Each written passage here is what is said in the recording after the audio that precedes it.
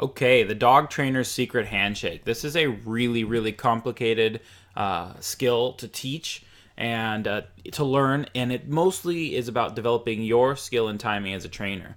So the first thing I'm going to show you is what that means, and I'm actually not even showing you. Technically, the dog trainer's secret handshake is how a really well trained dog goes from a sit to a down or from a down to a sit, and they do this without moving their front feet. So that's mostly what I want you to look up my dog is their front feet. Of course, their front feet when we start is actually going to be on the platform. And I'm not even going to show you the sit to the down and the down to sit because I haven't mastered that. It's that difficult. What I'm going to show you is the sit, the stand, and the down with keeping her front feet behind this line. I'm using the platform to help keep the dog's feet there and explain to you how to train it and then, where to go from there. So here it is. So sit first and notice front feet stay there. I'm going to leave this here so you guys can watch her front feet, and her butt tucks in. We call this a tuck sit. Okay. Next will be a stand, which will look from the sit. You're always going to the stand at first, and that's going to look like a kickback stand. The butt is going to move out and the front feet are going to stay still. Oops. I accidentally removed my circle. The front feet moved a little, but not forward, right? And lastly, the down. And that down is called a fold back down. The feet moved further forward than I'd like. I don't want them hanging off the edge. But the general idea is that the dog folds back both the hips and the shoulders into the down rather than slamming their front end down, which is what you see from your basic pet dog training. So now, how do we train this? What you do is you're going to... This is how you start it away from a platform. Okay, you start with sits. Get the dog to tuck that sit into you. Next, after you've worked on some sits, and this is the only movement in which the dog should be moving forward, right? Is the sit, the hip tip tucks under. Now the stand. And look how I'm using my food lure. I'm dropping it below her head. The secret is you have to arc the dog's neck. So the way I usually say this is point the dog's nose to the ground or reward into the dog's collar. Okay? And that will naturally cause the hip to come up. Watch it again. There, I'm doing it just on a verbal command. Okay, now the down. And the down is like that. The lure goes straight back between the dog's paws. Ideally, you don't want the dog even moving backwards for this. You want the front paws to look anchored into the ground like you nailed them to the floor. And ideally, the hips and the shoulders would move at the same time. Right now, you're seeing the shoulders move first, and then the hip falls afterwards. And again, stand to down only, and stand to sit only. Never sit to down, never down to sit. Not yet. Not until these body mechanics have been fully established. Okay, this is just how to use a food lure to get it before you use a platform.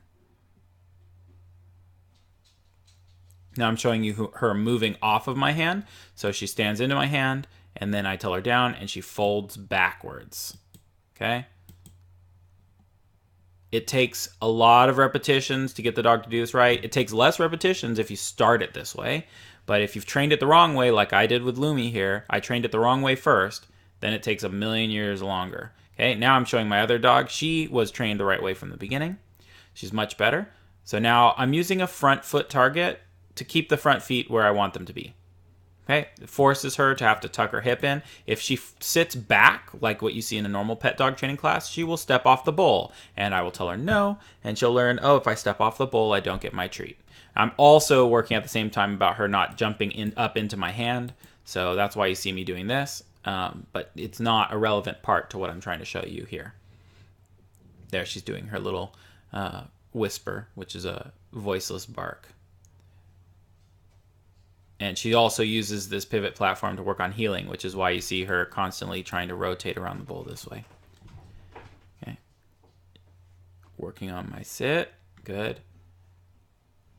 This is great for your dog's hip and back and core muscles. So if you've got a dog who is prone to dysplasia or joint problems, this will help build the muscle they need to overcome that. Not overcome, but, mitigate that problem as best we can.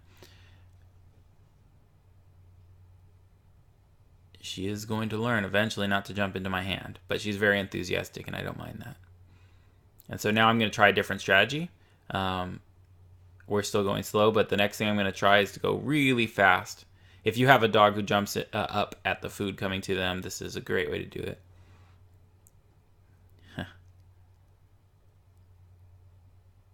She really likes healing, so that's why she keeps offering that.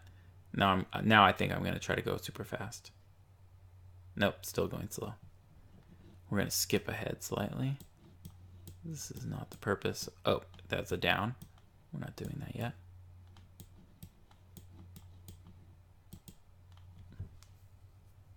There, I'm going super fast.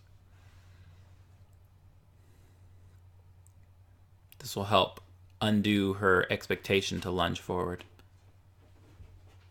See, when I went slower, she didn't lunge because she expected the treat to come way back into her space.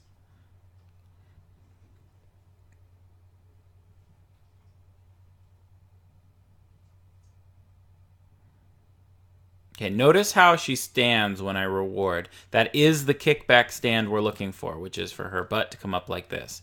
And there are a couple ways you can get them to do this. You already saw me using a lure with Lumi. Point their nose to the ground, reward into their collar. That kicks their butt out. The other way to do it is to use body pressure. Now you can see she's responding on a verbal command. But you'll see when I ask her to stand, sometimes I'm going to shift my foot forward.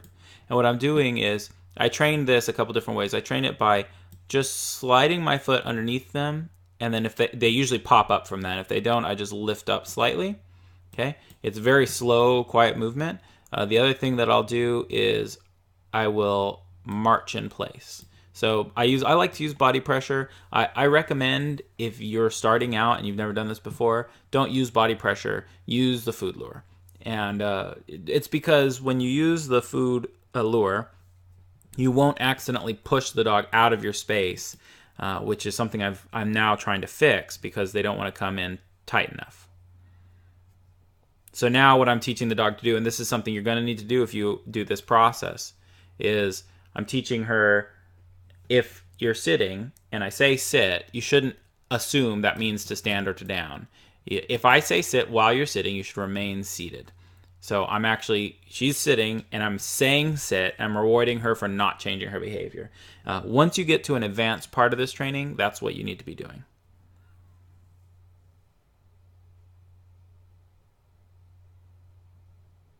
Okay, there you see me shifting my foot forward when she didn't stand quite on cue. There it is.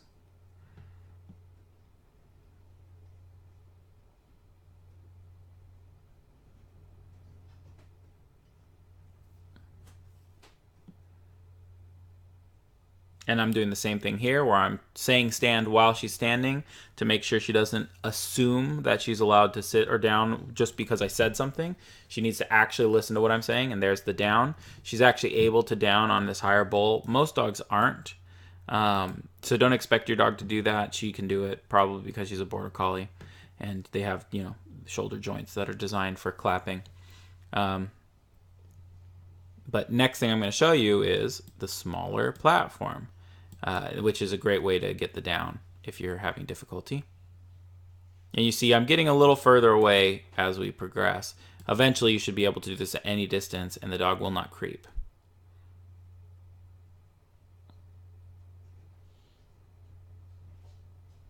And there I'm using my foot as a cue. It just slides forward on the ground. The reason I do like body pressure for some dogs is that it's easier to fade the body pressure than it is to fade a treat lure, I think. But I think that really has more to do with your skill. I make a lot of mistakes in this video, and I want you to see that and just acknowledge that it's not perfect training, but this is the basic methodology. So now I'm going to teach her. She doesn't know this platform, so I'm going to teach her this platform. I'm going to lure her on, say yes every time her foot touches it. Because she has previous platform training, she's going to pick this up really quickly. Don't expect it to go so quickly with your dog.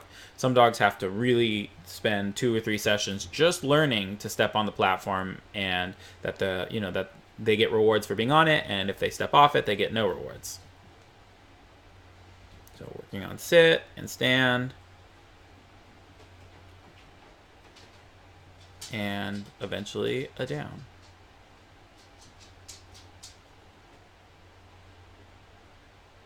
It's not a complicated process, but it is tedious, and it does take a lot of work if you want to perfect it. Now, when I switched to the smaller platform, she forgot how to stand, which don't be surprised if that happens, that you switch the environment, you switch the platform, you switch something, the dog's going to forget and have to relearn everything. It's so much easier if you start this out correctly. You start with your dog young doing this, you'll have it in no time. Trying to fix it after you've trained it wrong, that's much, much harder.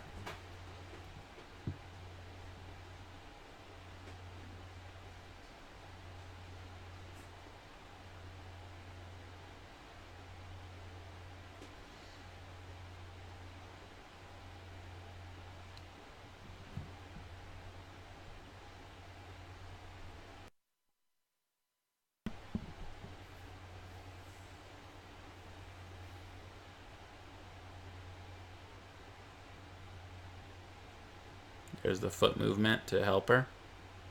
There it was.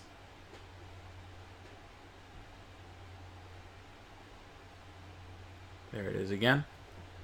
I actually prefer the food lure, like I said, and you're going to see me switch back to the food lure. It's just a bad habit that I have, and that's it. I'll use it once in a while still, and it's good because it helps the dog understand what I want, but if it pushes your dog too much out of your space, then it's not helping.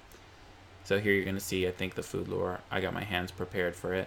And so you see the movement is kind of a C. It goes like this. Okay? It starts up high, comes back into you, down, under the chin, and up. Slightly up. Now I'm showing you how to do it wrong. So let me rewind so you can understand, because this is why that hand movement is so important. If you try to stand them up just by pushing them backwards, then you get this. You get a dog sitting or falling over backwards. If you try to go just down under the chin, you get this, a bow. Okay? I noticed she stood before she bowed, so that's better than pushing them backwards, but what you need is under the chin and up slightly. Now lastly, I'm going to show you a little bit of training of my dog on a long and narrow platform. The idea is this keeps the dog from both shifting forward, but also helps them keep their hip in line, and insists that they are doing it very straight and very precise. So she can't kind of sag over onto her side in the down. I want a very, very precise down that's active and ready to move, and there's no no relaxation in it, right? That the dog is prepared. I don't want my dog's feet hanging off the front. That's another bad habit of my first platform training. So you're going to see later, I'm going to be more precise about it. I'm going to insist that she keeps her front feet all the way on the board, and not just on the board, but ideally right where they started when she was standing. Okay, and I'm actually going to get down. See, I'm starting to insist that those feet stay much closer, and I'm not rewarding the ones where her feet come off the front. Okay, apparently I am rewarding them, but I shouldn't be. And if they come off the side, I'm going to help her get back on, but that's better than coming off the front, because she fell off the side. She didn't place her paw off the side. When she comes off the front, she's stepping off. There, I'm going much slower to help program the shoulders and the hip movement, right? I want the movement starting here and sinking back. I don't want the movement starting here and then flopping forward or flopping back. That's exactly what I'm trying to avoid.